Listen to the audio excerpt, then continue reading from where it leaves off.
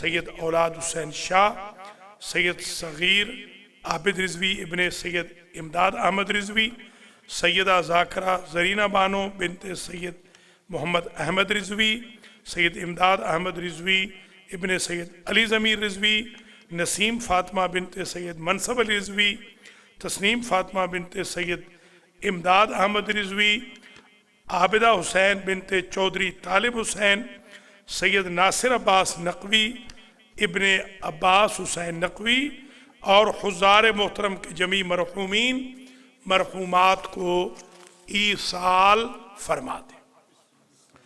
بسم اللہ الرحمن الرحیم، الحمدللہ رب العالمین، الرحمن الرحیم، مالک یوم الدین، ایاک نعبد و ایاک نستعین، اہدنا الصراط المستقیم، صراط الذین انعمت علیہم غیر المغضوب علیہم ولا الضالین۔ بسم اللہ الرحمن الرحیم، قل هو اللہ احد اللہ الصمد لم یلد ولم یولد ولم یکن له کفوا احد۔ بسم اللہ الرحمن الرحیم، قل هو اللہ احد اللہ الصمد لم یلد ولم یولد ولم یکن له کفوا احد۔ بسم اللہ الرحمن الرحیم، قل هو اللہ احد اللہ الصمد لم یلد ولم یولد ولم یکن له کفوا احد۔ پروردگار محمد و آل محمد، قرآن و اہل بیت کے طفیل میں اس سورہ فاتحہ اور اخلاص، مجلس حسین، قرأت یاسین، حدیث شریف قصہ، دعائے کمیل اور جو زیارت وارث پڑھی جائے گی، اور مجلس امام مظلوم، سب کا ثواب منظورین مذکورین کی ارواح کو ایصال فرما، ان کی قبر و برزخ و آخرت کی منزلیں آسان فرما۔ حضار محترم ناظرین و ناظرات کے جمیع مرحومین مرحومات تک بھی اس کا ثواب ایصال فرما۔ یا اللہ ان کے درجات عالی ہیں انشاءاللہ متعالی فرما۔ حضار محترم کو اجر و جزا مرحمت فرما۔ کرونا وائرس کا مکمل طور پہ خاتمہ فرما۔ حج و زیارات، جمعہ و جماعت کی رونقوں کو بحال فرما۔ امام کے ظہور میں تعجیل فرما۔ جتنے مومنین مومنات وقت نکال کے آج المہدی سینٹر میں تشریف لائے ہیں، یا اللہ ان سب کی قضائے حوائج فرما، اور ہم سب کا خاتمہ علی الخیر فرما۔ ہمارے گناہ معاف فرما، ہمارے ماں باپ کے گناہ معاف فرما۔ یا اللہ توفیق اطاعت و بندگی عطا فرما، ہماری عبادتوں کو قبول فرما۔ تشیع کے خلاف عالمی لیول پر، خاص طور پہ پاکستان میں جو سازشیں ہو رہی ہیں، اکیڈمک لیول پہ یا فیلڈ میں ٹیرورزم کی بابت، ان سب سازشوں کو تہس و نہس فرما، سازشیوں کو برباد فرما۔ ملت مظلوم تشیع اور ملت مظلوم امام علی و امام حسین ائمہ اطہار کو اپنی حفظ و امان میں رکھ۔ ربنا وتقبل دعا۔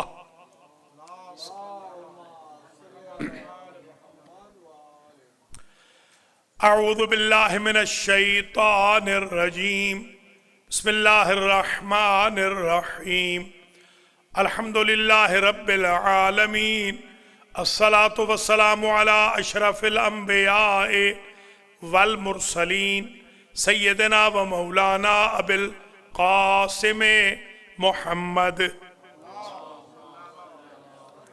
ثم الصلاة والسلام علی اہل بیتہ الطیبین، اما بعد فقد قال الحق في المصحف الكريم وإنك لعلى خلق عظیم۔ صلوات۔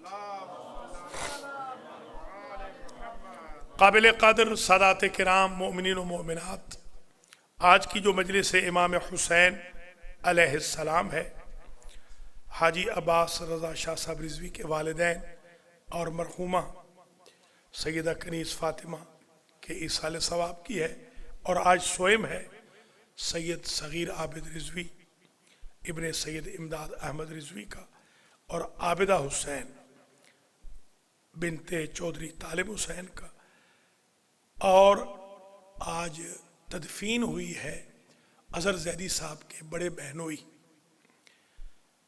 جناب ناصر عباس نقوی۔ دعا کرتا ہوں ان سب مرحومین کو، حضار محترم کے ناظرین و ناظرات کے جمیع مرحومین مرحومات کو اللہ جوار اہل بیت میں جگہ عطا فرمائے۔ یہ مجلس ان سب کے ایصال ثواب کی ہے، شب جمعہ ہے، طویل زحمت نہیں۔ عنوان سخن ہمارا آج کل چل رہا ہے مکارم اخلاق، اور آج یہ نویں مجلس ہے مکارم اخلاق کے عنوان پر۔ 8ویں مجلس میں یہ عرض کیا تھا کہ ہمارے وجود میں 4 قوتیں آپس میں برسر پیکار ہیں۔ ہمارا جو وجود ہے، جو انسان کا وجود ہے، وہ بیٹل فیلڈ ہے، میدان جنگ ہے 4 قوتوں کے درمیان۔ پہلی قوت کا نام ہے القوت العقلیہ، جس کو انگریزی میں بچوں کو سمجھانے کے لیے انٹلیکچول پاور آف انٹلیکٹ، جو انٹلیکچول پاور ہے، جو سوچ بچار کی پاور ہے، جو برین انسان یوز کرے، کم عقل نہ ہو، بے عقل نہ ہو، سمجھ کے ساتھ، افہام و تفہیم کے ساتھ جو بندہ چلے، وہ ہے القوت العقلیہ۔ دوسری قوت ہے القوت الغضبیہ، یہ درندوں کی سی طاقت ہے، غصہ، لڑنا جھگڑنا، شبخون مارنا، اپنے سے کمزور کو دبوچ لینا، رائٹس پہ حملہ کر دینا۔ تیسری قوت ہے القوت الشہویہ، یہ اینیملسٹک پاور ہے، وہ جو دوسری ہے وہ پاور آف سکیوینجرز ہے، یہ جو سکیوینجرز ہوتے ہیں درندے۔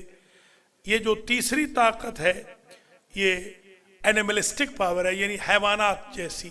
کھانا پینا ہمارا تقریباً نیڈ وائز ایسا ہی ہے جیسے حیوانات کھاتے پیتے ہیں، ان کو بھی سروائیول کے لیے کھانے کی ضرورت ہے، پینے کی ضرورت ہے، آرام چاہیے ان کو بھی نیند آتی ہے۔ کچھ جانور کھڑے کھڑے سو جاتے ہیں، کچھ لیٹ کے سوتے ہیں، کچھ بیٹھ کے سوتے ہیں۔ یہ مختلف اقسام ہیں جانوروں کی۔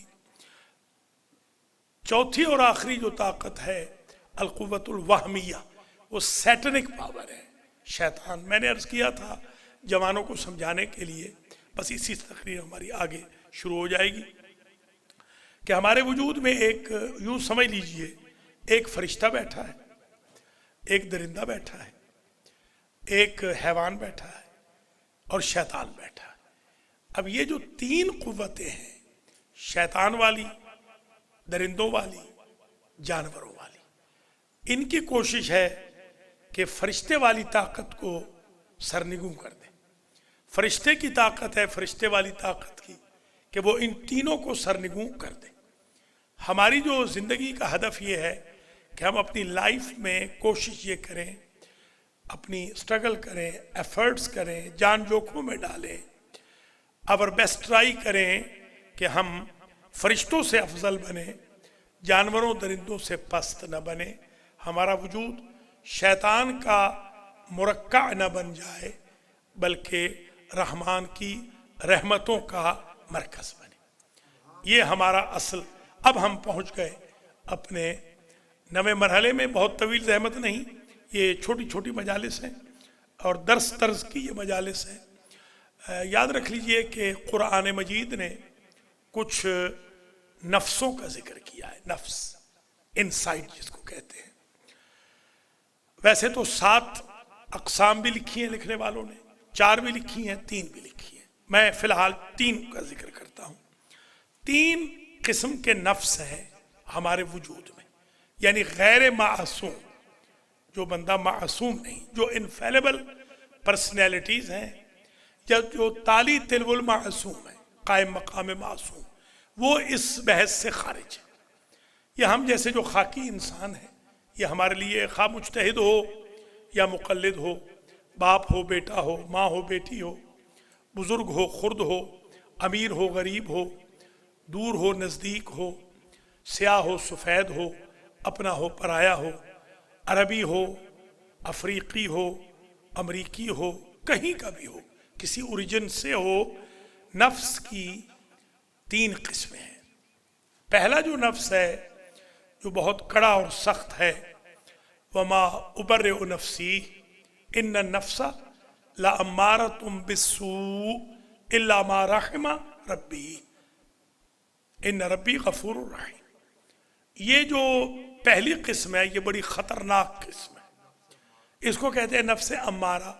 امارہ امر سے ہے، امر یعنی کمانڈمنٹ، آرڈر، یہ آرڈر کرتا رہتا ہے، اندر ایک ایسی طاقت بیٹھی ہے جو آرڈر کرتی ہے کہ غیبت کرو، گناہ کرو، نماز نہ پڑھو، نماز آیات واجب ہے سو جاؤ، نہ پڑھو نماز، جمعہ نہ پڑھو، حج پہ نہ جاؤ۔ یہ امارتم بالسوء ہے، لا امارتم بالسوء۔ امارہ یہ امار، الف سے جب امار ہوتا ہے، عین سے جو امار ہے اس کا معنی ہوتا ہے کنسٹرکشن والا، تعمیر کرنے والا۔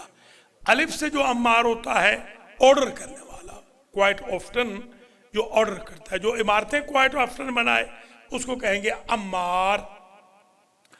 یہ حضرت عمار کے بارے میں مجھ سے، میں جب قم میں پڑھاتا تھا تو مجھ سے ایک میرے شاگرد نے درس کے دوران پوچھ لیا کہ آغا صاحب یہ بتائیے، فارسی میں، اور اس نے پوچھا آغا یہ بتائیے کہ یہ عمار کیا وہ کوئی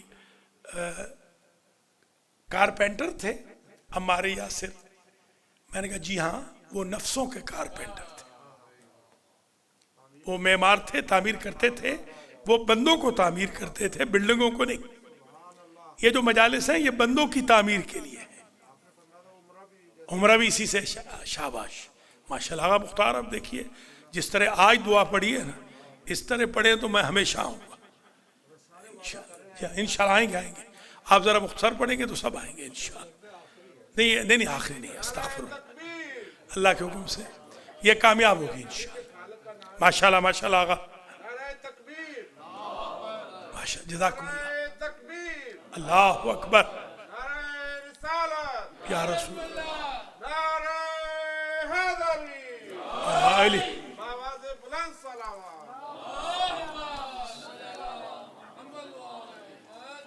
یہ اپنے اذہان عالیہ میں محفوظ فرما لیں۔ عمرہ کو اسی لیے عمرہ کہتے ہیں کہ عمرہ بندے کو تعمیر کر دیتا ہے بندے کی، کہ حج کے قابل ہو جائے۔ عمرے کو اس لیے عمرہ کہتے ہیں۔ تو خیر، الف سے جب امر ہو امارہ تو اس کا معنی ہوتا ہے آرڈر، کوائٹ آفٹن جو زیادہ آرڈر دیتا ہے۔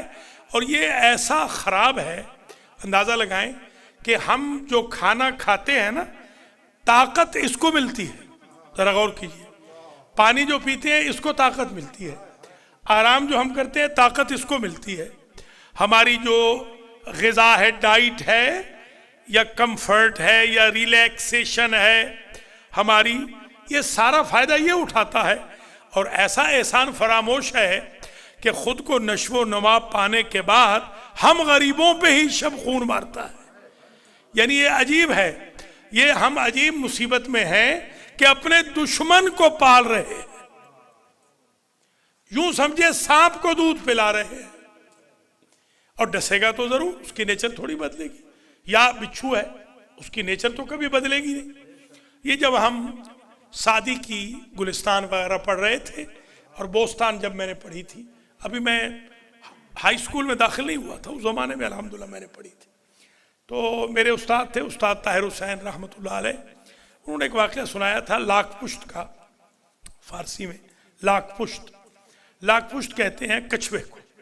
یہ کچھوا اور ایک بچھو تھا، تو بچھو ڈوب رہا تھا دریا میں، تو اس نے کہا کہ بھائی کچھوا ذرا مجھے نکال دو باہر، تو اس نے کہا ٹھیک ہے آپ میری پشت پہ بیٹھ جائیں. پشت پہ جو بیٹھا تو اس نے ڈنک مار دیا وہیں پہ. تو اس کو خارش سی ہوئی. اس کو ظاہر ہے کہ کچھوے کو کیا ہونا, جی ہاں, تو اس کو خارش سی ہوئی ذرا سی. تو اس نے قبل اس کے کنارے پہ پہنچتا اس نے کہا کہ بھائی یہ کیا ہے. اس نے کہا بھائی ہم اپنی نیچر سے مجبور ہیں, اس لیے ہمارا کام ہے ڈنک مار دینا. اس نے ایک دم ڈبو دیا اس سے. اس نے کہا بھائی یہ کیا. اس نے کہا ہم بھی شریف ہیں, حل جزاء الاحسان الا الاحسان, ہم بھی ادھار نہیں رکھتے.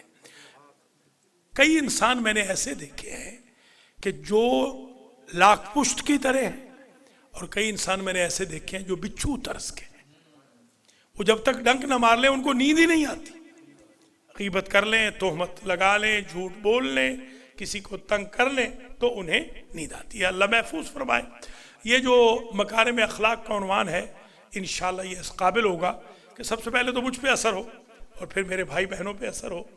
تو یہ بھی آپ اذان عالیہ میں محفوظ فرما لیں. حدیث شریف ہے لما خلق اللہ الایمان, اللہ عز و جل نے جب ایمان پیدا کیا, قال, ایمان نے کہا, یا رب, اے اللہم, اے میرے اللہ, قونی, مجھے تقویت دے.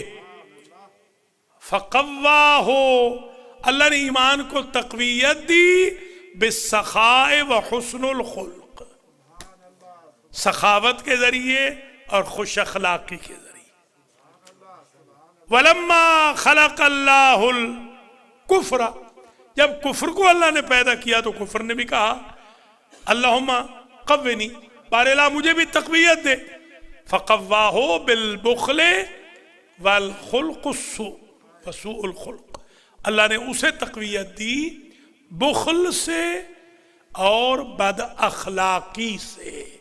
جہاں بخل اور بد اخلاقی ہو اور بندہ کلمہ بھی پڑھ رہا ہو تو سمجھو ہے مسلمان مگر سرحد کفر میں رہ رہا ہے. سخی ہو بندہ اور خوش اخلاق ہو.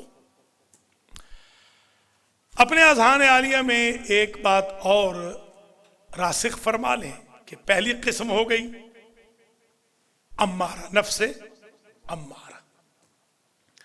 دوسری قسم لا اقسم بیوم القیامہ ولا اقسم بالنفس اللوامہ. یہ بسم اللہ الرحمن الرحیم کے بعد تلاوت کر رہی ہیں تو کیونکہ جزء سورہ ہے. یہ سورۃ القیامت میں کہا یہ لا لائے زائدہ ہے, یہ ذہن میں رکھیے گا, اصلاح کا ترجمہ نہیں ہوتا. ہاں, لا اقسم بہذا البلد وانت حل بہذا البلد. میں کراچی میں تھا ایک زمانے میں, ایک وہاں صاحب تھے بہت مشہور تھے, وہ ایک جگہ تقریر کر رہے تھے تو ہم بھی اتفاق سے وہاں موجود تھے, ہمیں بھی تقریر کرنی تھی. تو انہوں نے زور دے کے کہا لا اقسم بہذا البلد, میں, اللہ کہہ رہا ہے میں قسم نہیں کھاتا ہوں شہر مکہ کی. تو بعد میں جب کھانے پہ بیٹھے تو انہوں نے کہا کہ حضور ہماری تقریر کیسی پسند آئی. میں نے کہا بھئی آپ واقعاً علامہ ہیں. علامہ وہی ہوتا ہے جو ترجمہ غلط کرے یا آیتیں غلط پڑھے. جی ہاں, واقعاً علامہ ہے. کہہ لیں گے وہ کیسے. میں نے کہا اللہ کے نیک بندے یہ لائے زائدہ ہے. اللہ کہہ رہا ہے میں قسم کھاتا ہوں شہر مکہ کی, اس لیے کہ اے میرے حبیب تو اس میں رہتا ہے تو جس شہر میں تو رہے وہ پاک ہو جاتا ہے, اس لیے میں قسم کھا رہا ہوں. بندے اس میں نجس بھی رہ سکتے ہیں مگر شہر کی نسبت طیب ہو جائے گی. مدینہ پہلے یثرب تھا, آقا آ گئے تو طیبہ ہو گیا.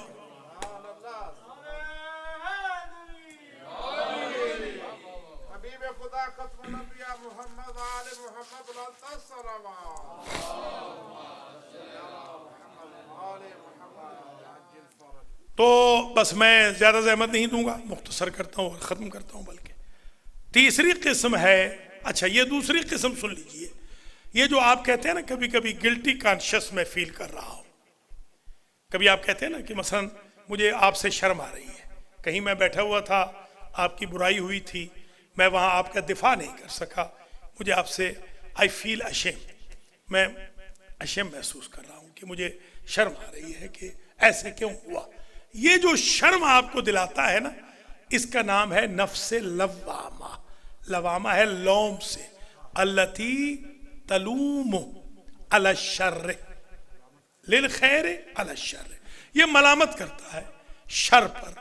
کوئی بندہ گناہ کرنے لگتا ہے، آپ نے دیکھا ہوگا کئی مرتبہ بندہ کہتا ہے میں یہ گناہ کر لوں، فوراً اس کو کوئی ایسی بریک لگ جاتی ہے، وہ اس بریک کا نام نفس لوامہ ہے۔ وہ بھی انسان کے اندر ہے، امارہ بھی اندر ہے، لوامہ بھی اندر ہے۔ امارہ کہتا ہے برا بن جا، شیطان سے بھی برا ہو جا، شیطان بن جا، درندہ بن جا، جانور بن جا۔ لوامہ کہتا ہے فرشتہ بن جا۔ انسان کوشش کرتا ہے فرشتہ بننے کی، جو خدا عادل ہے وہ عدل نہیں فضل کر کے کہتا ہے تو یہاں تک آیا ہے نا، تو نے خود کو فرشتہ بنانا چاہے، میں تجھے فرشتے سے افضل بناتا ہوں۔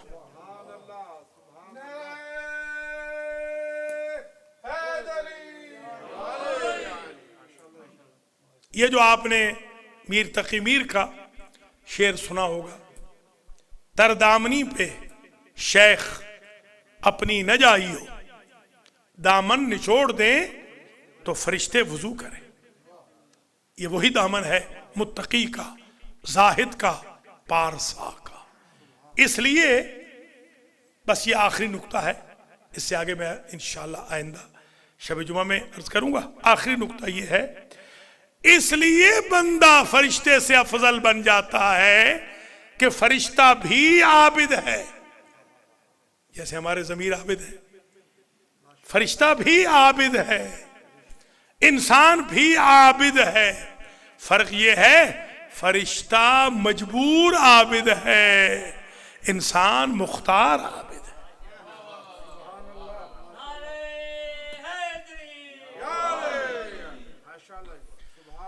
فرشتے کے پاس چوائس کوئی نہیں، اس نے تو رکوع کرنا ہی کرنا ہے، اس نے تو سجدہ کرنا ہی کرنا ہے، اس کے پاس چوائس ہی کوئی نہیں۔ اس لیے جب کبھی فرشتہ ترک اولا کر لے تو اس کو سزا 700 سال کی ملتی ہے، ہاں اسی وقت ملتی ہے، اور 700 سال اس کے پر کاٹ دیے جاتے ہیں کہ تجھ سے یہ توقع نہ تھی۔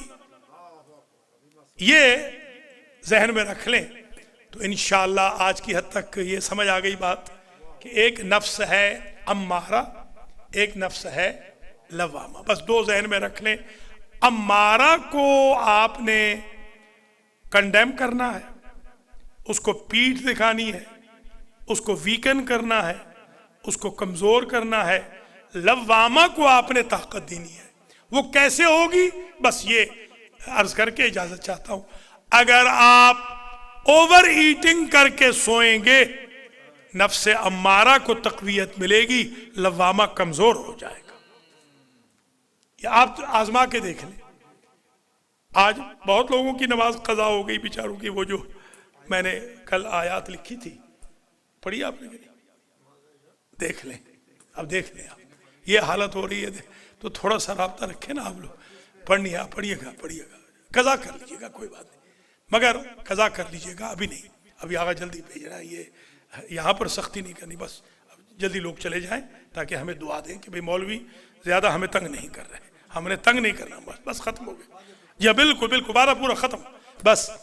بس آج کے بعد ایک اصول یاد رکھ لیں، یہ اصول الحمدللہ اللہ کے فضل و کرم سے میں 42 سال سے نماز تہجد کا پابند ہوں، میری تہجد قضا نہیں ہے، اس اصول سے کہ میرے استاد نے کہا تھا بیٹا کھانا کم کھاؤ، خاص طور پہ رات میں۔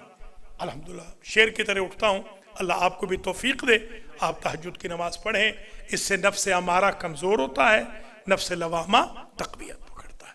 اللہ مرحومین، مرحومات، منظورین، منظورات، مذکورین، مذکورات کے درجات متعالی فرمائے، اور منظورین کو بشمول سندس کمل چٹھا کے شفائے کلی عطا فرمائے۔ بس میں صرف 2 جملے پڑھوں گا آج، کیونکہ یہ ایام تولد حضرت ابو طالب علیہ السلام بھی ہیں، مگر شب جمعہ کیونکہ شب امام حسین ہے تو میں صرف 2 جملے پڑھوں گا۔ ایک جملہ کیونکہ 2 بیویاں وہ ہیں جن کی یہ مجلس ایصال ثواب کی ہے، جو ذاکرات ہیں، اور ایک بیوی جو ہے وہ بانی مجالس ہے، یہ ہماری بہن عابدہ حسین، وہاں سے 5-6 گھنٹے سے آتی تھی یہاں مجلس سننے کے لیے، 5 سے 6 گھنٹے لگتے ہیں یہاں آتی تھی مجلس سننے کے لیے، جی ہاں پینسلوینیا سے، بہت ہیرسبرگ سے بھی بہت آگے۔ تو کیونکہ یہ بیویاں بھی شامل ہیں، کچھ بزرگ بھی شامل ہیں جو سب عزادار تھے، تو یاد رکھیے یہ عزاداری وہ نعمت ہے۔ قبلہ آیت اللہ حسین بخش جاڑا میرے دادا استاد تھے، اور ویسے رشتے میں ہمارے استاد وہ دادا بھی لگتے تھے، رشتہ دار بھی تھے، ہمارے آوان تھے وہ۔ تو آیت اللہ نے یہ پڑھا تھا، سب سے پہلے قبلہ سے میں نے یہ سنا تھا، وہ فرماتے تھے کہ بنی عباس کے دور میں ایک بی بی عشرہ مجالس سے غریب زہرا کراتی تھی۔ ایک سال اس نے اعلان کیا کہ بیویوں اس سال وہ لیڈیز کا عشرہ نہیں ہوگا۔ خواتین نے کہا کیوں؟ کہا اس لیے کہ وہ میری کنیز تھی، وہ مر گئی، جو اہتمام کرتی تھی مجلس کا۔ تو اعلان ہو گیا کہ اس سال عشرہ نہیں ہوگا، محرم کا عشرہ نہیں ہوگا۔ قبلہ نے فرمایا تھا کہ محرم کا جب چاند نظر آ گیا تو دروازے پہ دق الباب ہوا۔ یہ ضعیفہ عزادار باہر نکل کے کیا دیکھتی ہے؟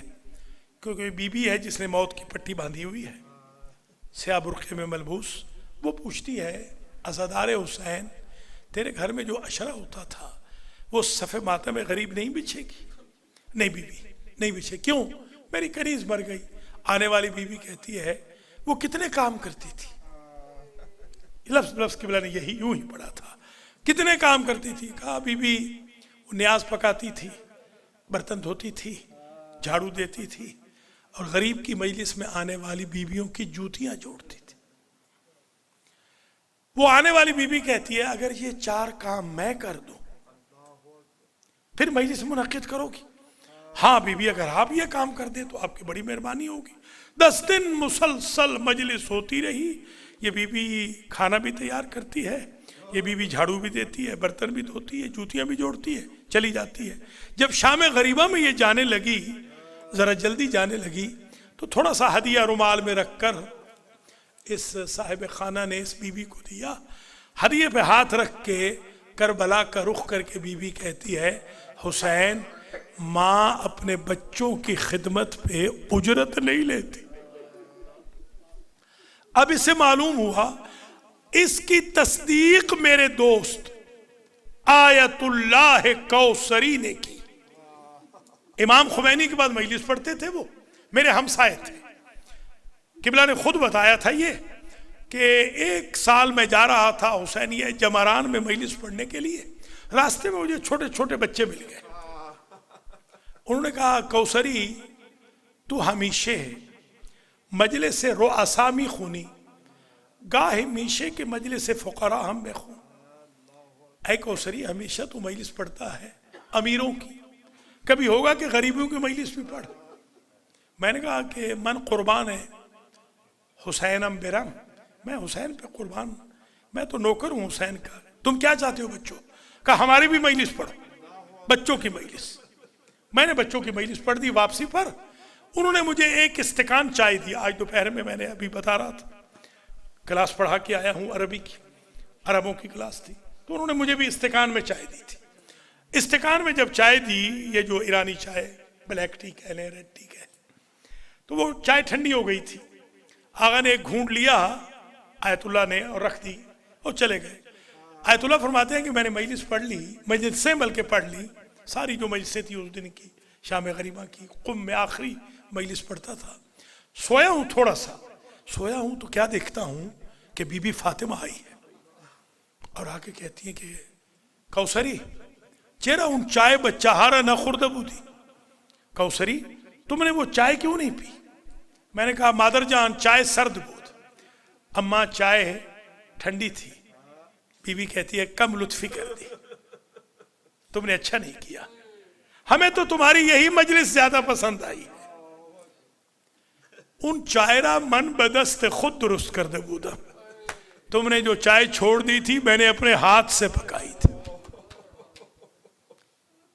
اللہم اغفر للمؤمنین والمؤمنات والمسلمین والمسلمات الاحیاء منهم والاموات، تابع اللہم بیننا وبینہم بالخیرات انک مجیب الدعوات انک علی کل شیء قدیر۔ متوجہ زیارت وارث۔